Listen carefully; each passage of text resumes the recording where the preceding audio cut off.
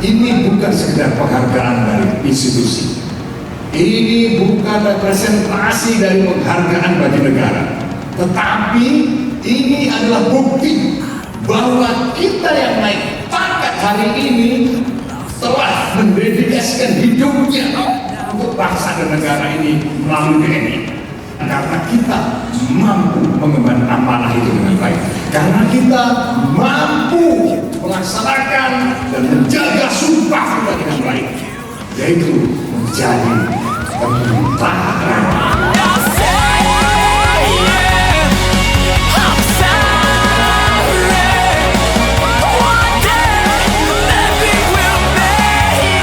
Saya terus bergembira. Siap. Semoga lebih sukses.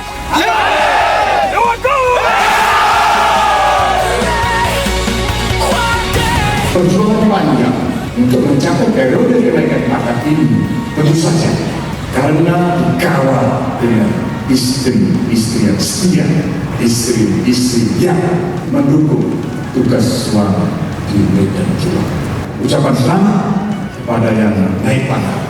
Semoga hal-hal negatif, kekurangan-kekurangan kita di pangkat satu tingkat lebih dari bawahnya itu luluh oleh air. Air itu juga membawa berkah, kesejukan, harapan, kesuburan, rezeki yang melimpah.